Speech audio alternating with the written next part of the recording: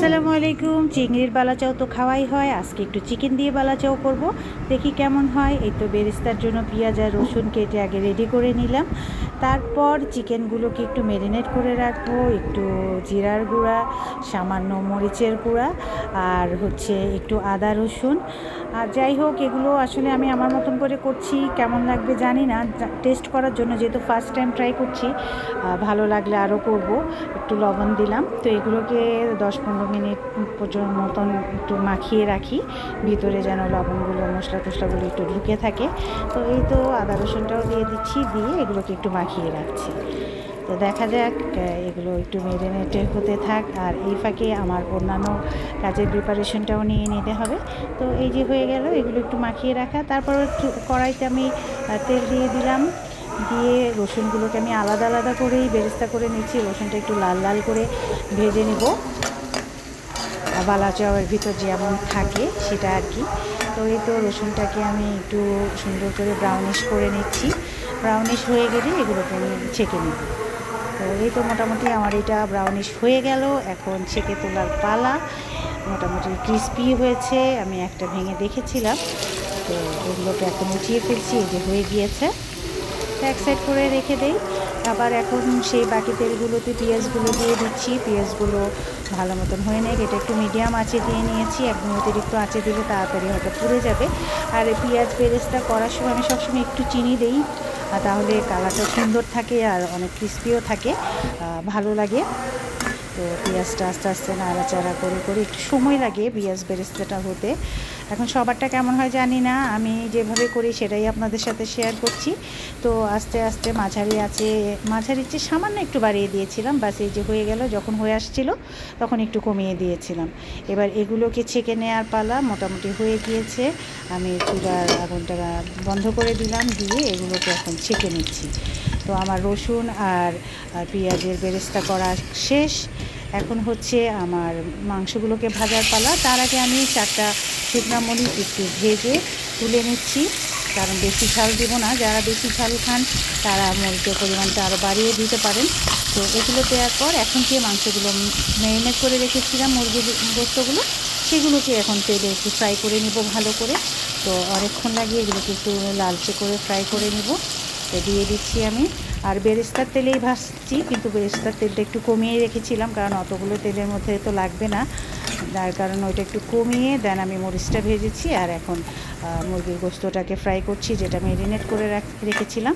তো মোটামুটি লালচে করব, একদম শক্ত করে ফেলবো না। তো যাই হোক, একটু এই পর্যায়ে এগুলোকে এখন আস্তে আস্তে নামিয়ে ফেলবো। হয়ে গেছে ভাজা। জানি না আপনারা কখনো করেছেন কিনা, বা করলে কেমন লাগে, বা আমার কোনো জায়গায় ভুল হচ্ছে কিনা, অবশ্যই একটু আমাকে জানাবেন যারা এগুলোতে এক্সপার্ট। যেহেতু আমি এটা ফার্স্ট টাইম করছি, এখন আমি আমার মতন করেই করছি, দেখি কি হয়। তো এই তো হয়ে গেল আমার মুরগিগুলোও ভাজা।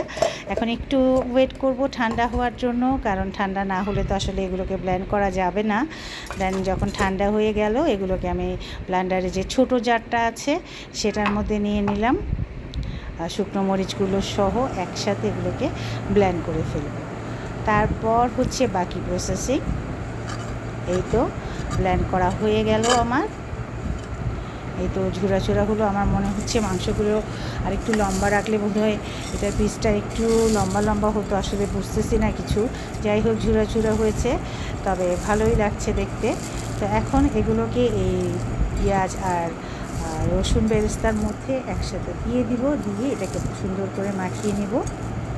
এটা কিন্তু বেশ কয়েকদিন থাকে, আমি শুনেছি এরকম করে রাখলে, নর্মাল ফ্রিজে রেখে দিলে সেখান থেকে নিয়ে কিন্তু খাওয়া যায়। তো যাই হোক, আমি এগুলো একটু মিক্স করে ফেলছি, সেই পেঁয়াজ বেরেস্তা আর রসুন যে ভেজে রেখেছিলাম সেগুলোর সাথে। মোটামুটি ভালো ঘ্রাণও লাগছে, কারণ রসুনের একটা ঘ্রাণ আছে, পেঁয়াজ বেরেস্তার একটা ঘ্রাণ আছে, ভালোই লাগছে ঘ্রাণটা। এরকম করে আমি দেন এগুলোকে বক্সে রেখে দেব, কারণ এতগুলো তো আসলে একসাথে খাওয়া যাবে না। আমি জাস্ট করে নিলাম, এখন বক্সে রেখে দেওয়ার পালা। আমি একটু আনকাট করেই আসলে ভিডিওটা করেছি, কারণ যেহেতু ফার্স্ট টাইম করছি, যে কয়েকবার করলে অনেক এক্সপিরিয়েন্স হয়ে গেলে হয়তো একদম শর্টকাটেই করে আপনাদের বোঝাতে পারতাম। তো যাই হোক, সবগুলোকে এখন একটা বক্সে নিয়ে নিচ্ছি। বক্সে নিয়ে এটাকে রেখে দিব। তবে এখান থেকে সামান্য একটু, যেহেতু আজকে ফার্স্ট করলাম, আজকে তো একটু খেয়ে দেখবো কেমন হয়েছে, না হলে তো আসলে বুঝবো না। এই তো বাস এভাবে নর্মালি রেখে দিয়ে দেখি অন্তত 1 সপ্তাহ হয়তো এখান থেকে নিয়ে নিয়ে খাওয়া যাবে। এখন আমি শিওর না, একবার খাওয়ার পরে কনফার্ম করে বলতে পারবো। ওই প্লেটটার মধ্যেই আমি এখন কাঁচা পেঁয়াজ, রসুন, ধনেপাতা এগুলো নিয়ে নিলাম। মরিচ আর নিলাম না, কারণ মরিচ তো ওখানে 4টা দিয়েছি। যাদের ঝাল বেশি পছন্দ তারা আরও বেশি করে নিতে পারবেন। একটু সামান্য লবণ দিলাম। তারপরে যেটার জন্য বেশি মজা হয় সেটা হচ্ছে এই সরিষার তেল, সেটা দিচ্ছি। সরিষার তেলটা দিয়ে পেঁয়াজ, রসুন আর ধনেপাতাটা খুব ভালো করে মথে নিব। এগুলো আমার মনে হচ্ছে আমার পেঁয়াজটা আরেকটু মিহি করলে মনে হয় আরও ভালো হতো, মিশে যেত। যাই হোক, যতটুকু পেরেছি ততটুকু করেছি। চিকেন এখন বালাচাও এটার সাথে আমি বালাচাও ওখান থেকে নিয়ে চিকেনের যে বালাচাও করলাম সেটাই কিছুটা নিয়ে মাখাবো। তারপর দেখি টেস্ট কেমন হয়। ট্রাই করলাম, সেটা তো অবশ্যই আপনাদের সাথে শেয়ার করব। মাখানোর পর খাওয়ার পালা, খেতে কেমন লাগলো সেটা জানি না, অবশ্যই আপনাদের সাথে শেয়ার হবে। এই তো হয়ে গেল আমার চিকেন বালাচাও। থাক, কি হয়েছে এটাকে বলো। হ্যাঁ, যে সময় নিচ্ছ ভাই, মনে হচ্ছে বৃষ্টি হয়েছে। খুবই মজাই হয়েছে আসলে। না কোনো কিছু ডিফেক্ট কিছু নাই, এমনি খালি চিকেন খাবার চাইতে এটাতে রুচি বেশি হচ্ছে। খালি চিকেনটা, চিকেন হচ্ছে তার সবচেয়ে অপছন্দের খাবারের মধ্যে একটা। আমরা বেশি খাই, সে খাইতে চায় না, তাকে অনেক জোর করে খাওয়াইতে হয়। কিন্তু চিকেন বালাচাওটা আসলে খারাপ হয় না। আমার একটু সরিষার তেল দিলে মনে হয় ভালো হতো না? বিট লবণ দিতে পারো। না, বিট লবণ না, সরিষার তেল দিলে ভালো হতো। সরিষার তেল দিছি। যাই হোক, আলহামদুলিল্লাহ খারাপ হয় নাই। আমি চিন্তায় ছিলাম যেটা কেমন হবে। ভালোই হয়েছে। চিকেন এমনি খেতে না ইচ্ছা করলে এইভাবে খাওয়া যাবে। তো রেসিপিটা তো পেয়ে যাবেন। সবাই ভালো থাকবেন, বানালে আমাকে জানাবেন। আল্লাহ হাফেজ।